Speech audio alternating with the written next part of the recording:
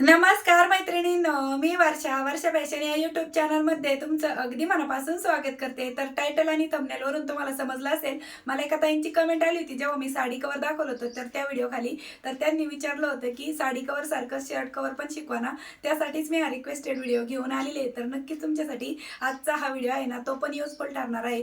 तर please please please व्हिडिओला like करा, हाईप करा आणि असेच नवीन नवीन युजफुल आणि युनिक व्हिडिओ बघण्यासाठी आपल्या वर्षा फॅशन चॅनलला नक्की सबस्क्राइब करा। आणि अजूनही तुम्हाला कोणकोणते व्हिडिओ बघायला आवडतील ते मला कमेंटमध्ये सांगा, म्हणजे मी नक्कीच त्यावरती व्हिडिओ बनवण्याचा प्रयत्न करेल। तर चला सुरू करूया आजच्या व्हिडिओला। तर मैत्रिणींनो, आजच्या आयडियासाठी बघा आपल्याला 3 पीस लागणार आहे। हे 2 सेम आहेत आणि ह्याच्यामध्ये मी राईस बॅग ठेवून घेतलेली आहे, वरतून मेन फॅब्रिक आहे आणि अस्तरसाठी पण एक कपडा ठेवून घेतलेला आहे। तुम्ही राईस बॅग ऐवजी फॉर्म शीट अवेलेबल असेल तुमच्याकडे तर ते घेतलं तरी चालेल, फक्त कडकपणा येण्यासाठी। तर याची लांबी घेतलेली आहे मी 18 इंच आणि रुंदी घेतलेली आहे 12 इंच। ठीक आहे, तर 12 बाय 18 इंचचे दोन्ही पीस सेमच आहे आणि हे वेगळं आहे फक्त। तर त्याची रुंदी पण सेमच आहे 12 इंच, फक्त लांबी आपण याची 42 इंच घेतलेली आहे। याला पण तर राईस बॅगचं जे मॅप असतं ना, ते फायनल मेजरमेंट असतं। तर बघा 42 इंच लांबी आहे आणि रुंदी आहे याची 12 इंच आणि अस्तरसाठी एक कपडा ठेवून घेतला, वरतून मेन फॅब्रिक आणि यावरती आपण क्विल्ट करून घेऊ। तर अशा प्रकारे मैत्रिणींनो, या तीनही पार्ट वरती मी तिरप्या टिपा मारून क्विल्टिंग करून घेतलेले आहे। फायनली तीनही पार्ट आपले क्विल्ट करून तयार झाले। आता हे 2 पीस आहे ते मी जरा वेळ साईडला ठेवते आणि हा जो 42.5 बाय 12 इंचचा पार्ट आहे ना, याचा आपल्याला अगोदर सेंटर काढून घ्यायचा आहे।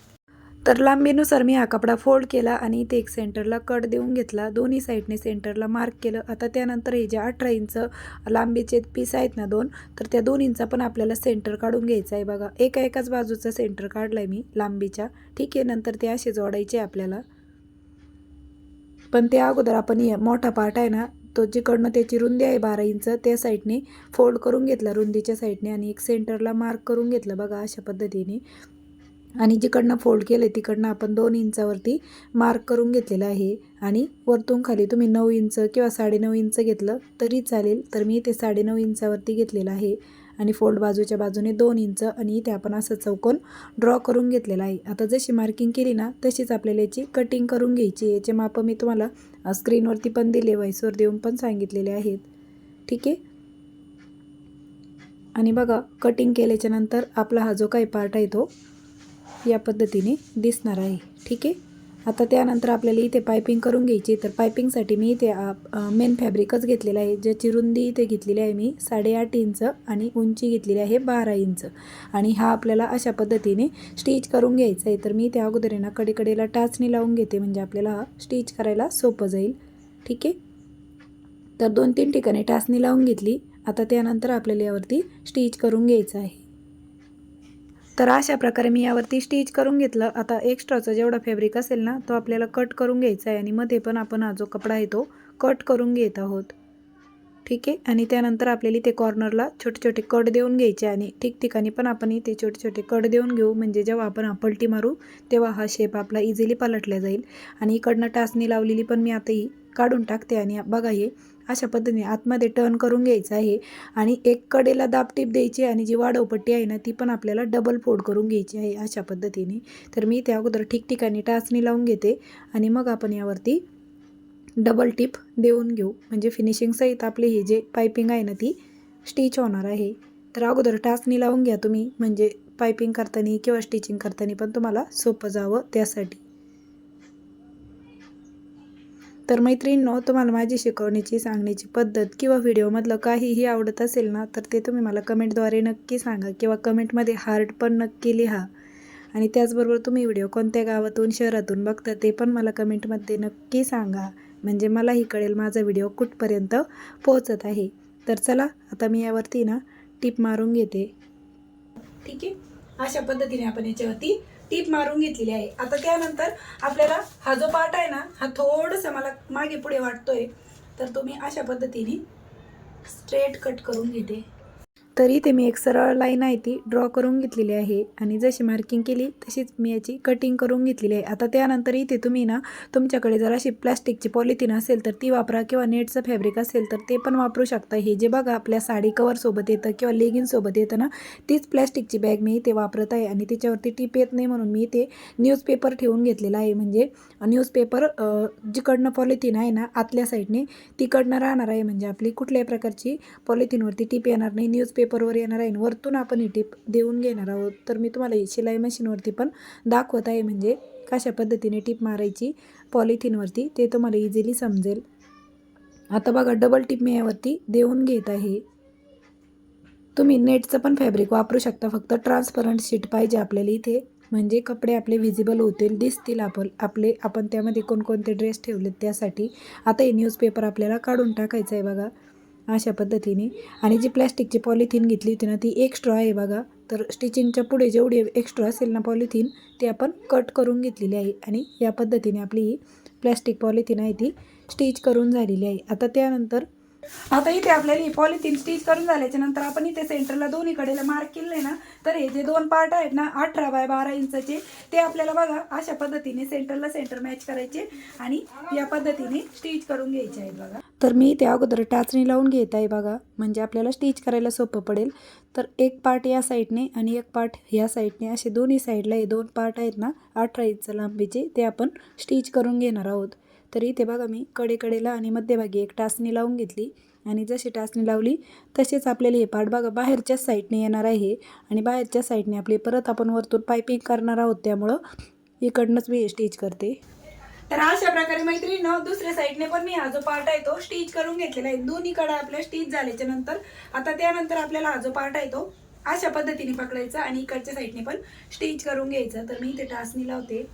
तर अगदी स्टेप बाय स्टेप दाखवत आहे मैत्रिणींनो मी तुम्हाला, म्हणजे तुम्हाला स्टिचिंग करताना कुठल्याही प्रकारची अडचण येणार नाही बघा. आणि जर थोडाफार मागे पुढे किंवा एक्स्ट्रा पार्ट होईल ना तो आपण ह्या ज्याच्या कडा आहेत ना त्या स्टिच झाल्याच्या नंतर कट करून घेणार आहोत. बघा इकडच्या पण ह्या ज्या दोन साईड आहेत ना त्या पण आपल्याला अशा पद्धतीने पकडून यावरती पण स्टिच करून घ्यायचं आहे. आणि स्टिच करण्याच्या अगोदर तुम्ही पण टाचणी लावून घ्या, म्हणजे तुम्हाला पण आयडिया येईल आणि शिवायला पण सोपं जाईल. आणि लास्टवाली पार्ट पण आपण अशा पद्धतीने स्टिच करून घेणार आहोत. ठीक आहे.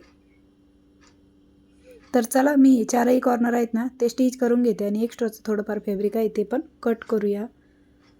तर अशा प्रकारे मैत्रिणींनो ह्या चारही बाजूने मी इथे स्टिच करून घेतलेला आहे बघा या पद्धतीने.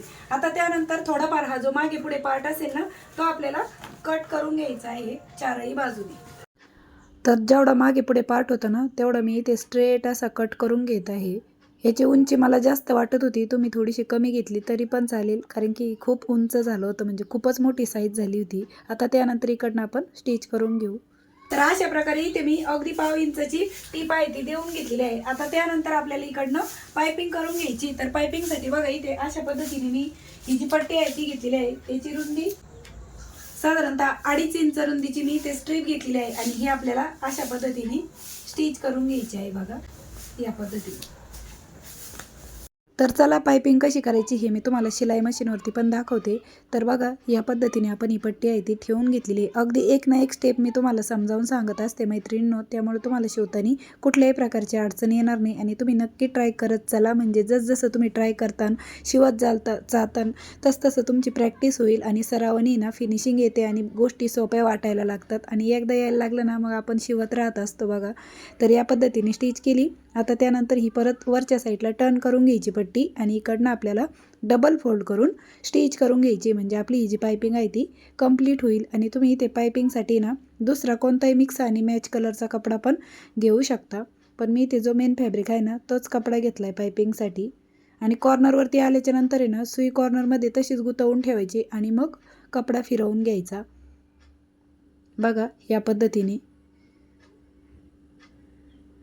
आता जशी मी इकडनं पायपिंग केली ना सेम त्याच पद्धतीने समोरच्या साईडने आणि वरच्या साईडने पण आपण पायपिंग आहे ती करून घेणार आहोत. ठीक आहे. तर चला मी पायपिंग करून घेते.